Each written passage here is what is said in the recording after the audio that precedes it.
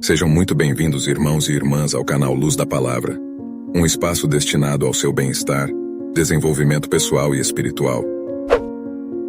E vamos falar sobre Pôncio Pilatos, um personagem citado nas Escrituras Sagradas em apenas uma ocasião, mas que teve um papel fundamental nos acontecimentos bíblicos, sendo diretamente responsável pela crucificação e morte de Jesus.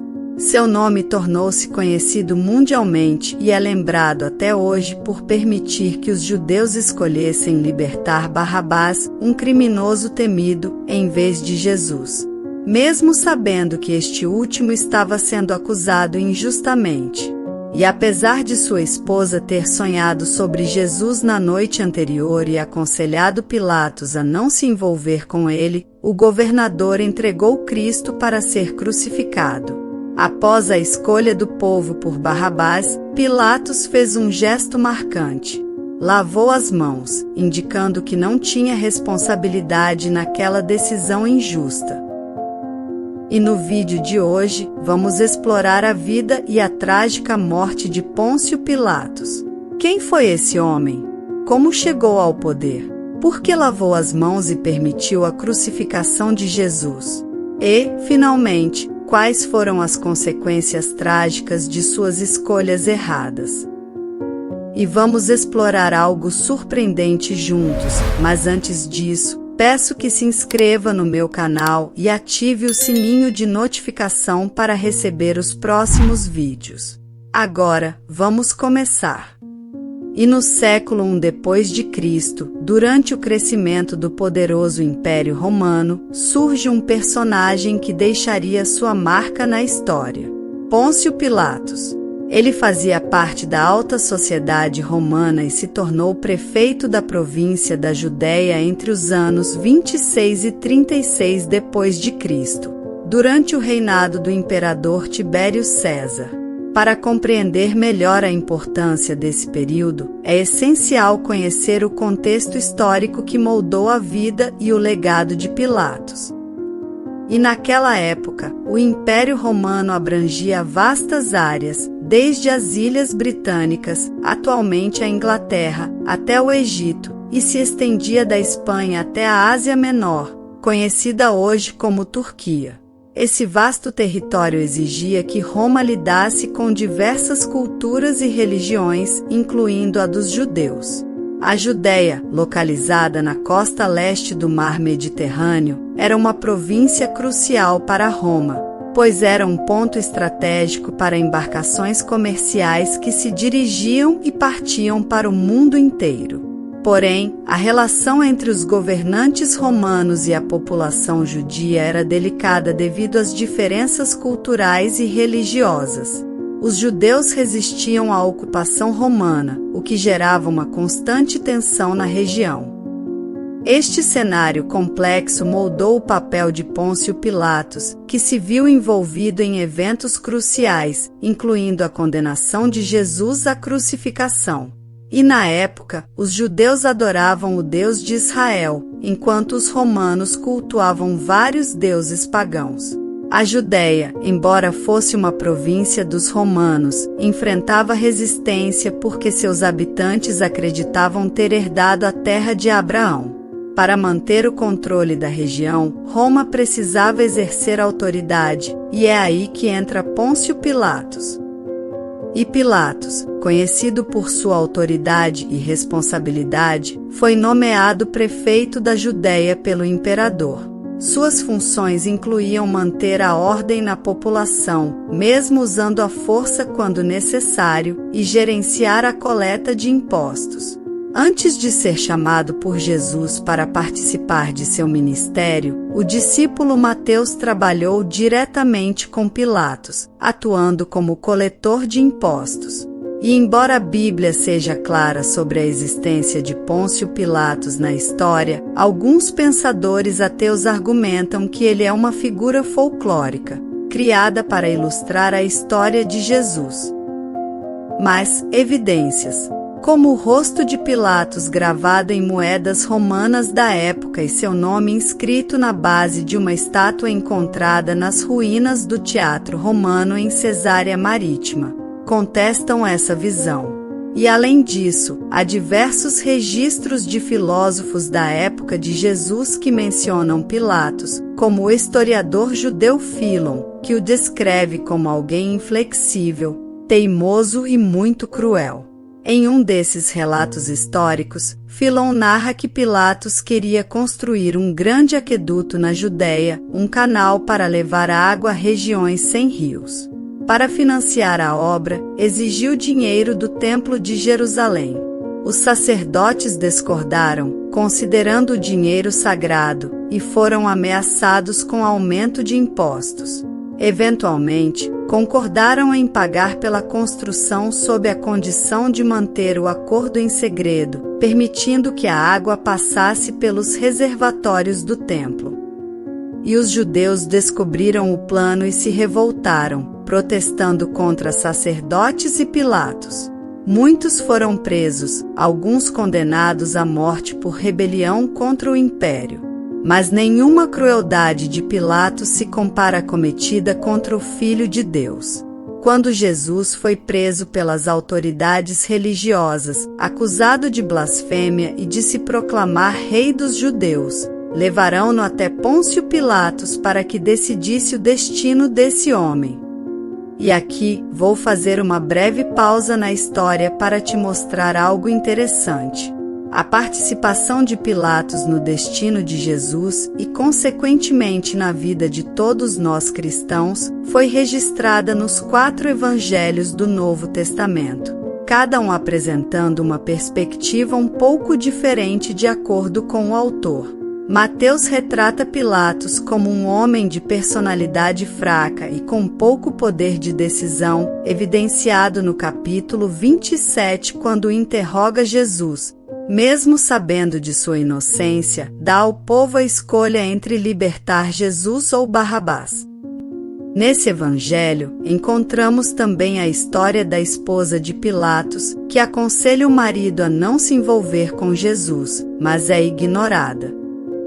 E já o evangelho de Marcos destaca o desejo de Pilatos de livrar Jesus da condenação, estranhando o fato de Jesus não se defender das acusações.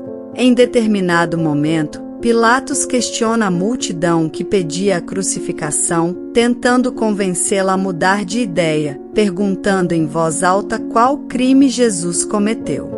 E o apóstolo Lucas descreve Pilatos como um líder que evita assumir a responsabilidade por uma decisão tão importante.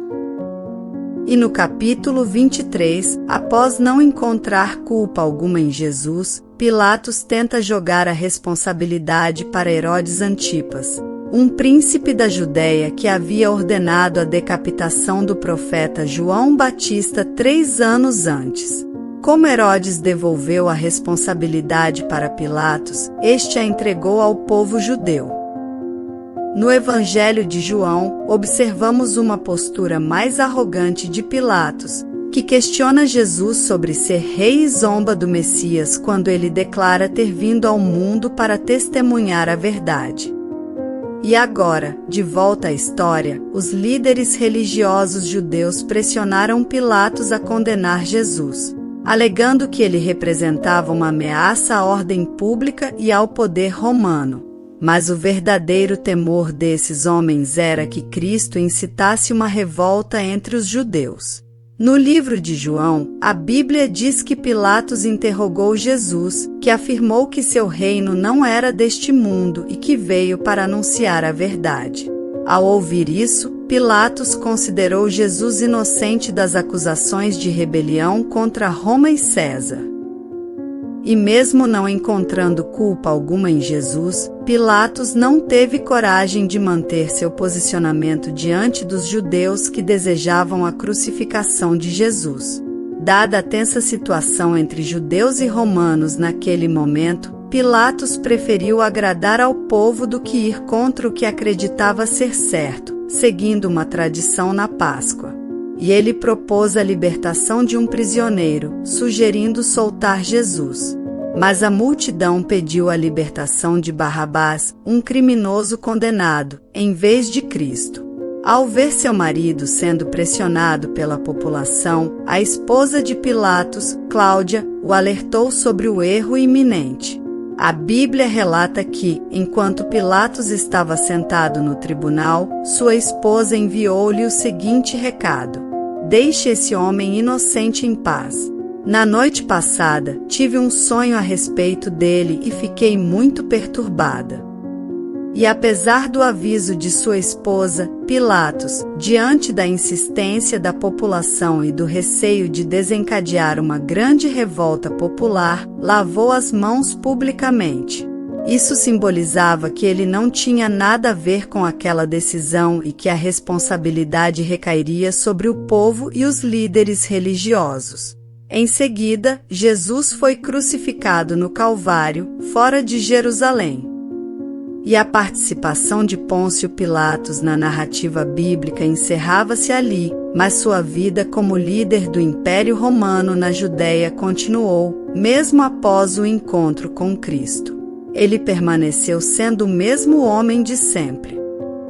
E relatos históricos mostram que, 3 anos após a morte de Jesus, Pôncio Pilatos realizou ações brutais, ordenando a prisão e morte de alguns galileus que faziam sacrifícios no templo. Pouco tempo depois, ele também instruiu seus homens a agirem violentamente contra um grupo de samaritanos reunidos no Monte Gerizim, ao norte de Israel, sob a suspeita de estarem preparando uma rebelião contra o império.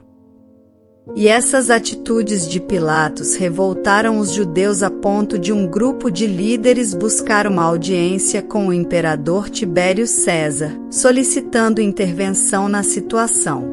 O resultado foi o afastamento de Pilatos em 37 d.C. As mesmas pessoas que o agradaram foram as responsáveis por sua queda do poder. Nesse mesmo ano, o sacerdote Caifás, um dos principais envolvidos nas acusações e condenações de Cristo, também perdeu seu cargo por ordem de Vitélio, governador da Síria. E com a morte de Tibério César, Calígula assumiu o governo de Roma. Ele enviou Pilatos para o exílio na região da Gália, onde fica a França. Inconformado com sua decadência, o ex-líder da Judéia, que teve papel fundamental na condenação e morte de Jesus, acabou tirando a própria vida. E assim termina a história de Pôncio Pilatos, sozinho, longe do poder e da fama que sempre se orgulhou de possuir. Quero encerrar esta mensagem com uma reflexão. Leia comigo o que Jesus disse em Mateus, capítulo 6. Seus olhos são como uma lâmpada que ilumina todo o corpo. Quando os olhos são bons, todo o corpo se enche de luz. Mas quando os olhos são maus, o corpo se enche de escuridão. E se a luz que há em vocês é na verdade escuridão, como é profunda essa escuridão? E Pilatos esteve diante de Jesus Cristo, e esse encontro poderia ter transformado sua vida para sempre se ele simplesmente tivesse olhado para o Mestre do jeito certo, reconhecendo-o como o Filho de Deus que veio ao mundo para testemunhar a verdade. Infelizmente, o poder, a ganância e a preocupação com a opinião dos outros criaram uma escuridão em seu coração, impedindo de sentir a presença maravilhosa do Espírito Santo. E vale lembrar que o destino de Jesus não teria sido diferente mesmo se Pilatos tivesse decidido libertá-lo, pois Deus já tinha determinado que seu filho se entregasse em sacrifício para libertar o mundo da condenação do pecado.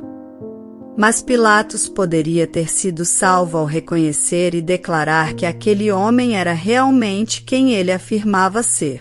E da mesma forma, Jesus está diante de você agora. Como seus olhos o enxergam? A sua decisão não mudará quem Jesus é e o que ele fará, mas com certeza mudará toda a sua história, daqui para a eternidade. Amém.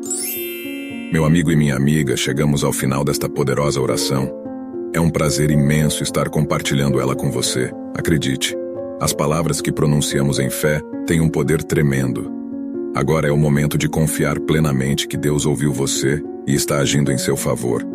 Se esse momento tocou seu coração, convido você a dar um like neste vídeo e compartilhar com aqueles que você ama. Juntos podemos espalhar a luz da palavra e levar essa mensagem de esperança e amor para mais pessoas que precisam dela. Não se esqueça de se inscrever no canal para receber uma oração poderosa como esta a cada dia. Aqui estamos comprometidos em nutrir nossas almas e cultivar uma vida cheia de significado e propósito. Então abracemos a felicidade e vivamos com gratidão. E acima de tudo, nunca duvide do imenso amor e cuidado que Deus tem por você. Que Ele continue guiando os seus passos e iluminando o seu caminho com a luz da palavra. Agradeço a sua presença e nos vemos nos próximos vídeos. Que Deus te abençoe e te guarde hoje e sempre. Amém. E se você gostou desse conteúdo, não deixe de assistir também esse vídeo que está aparecendo agora na sua tela. Clique nele para continuar assistindo mais ensinamentos edificantes e abençoados como esse. Te espero lá, irmão e irmã. Vamos juntos nessa jornada, rumo à luz da palavra.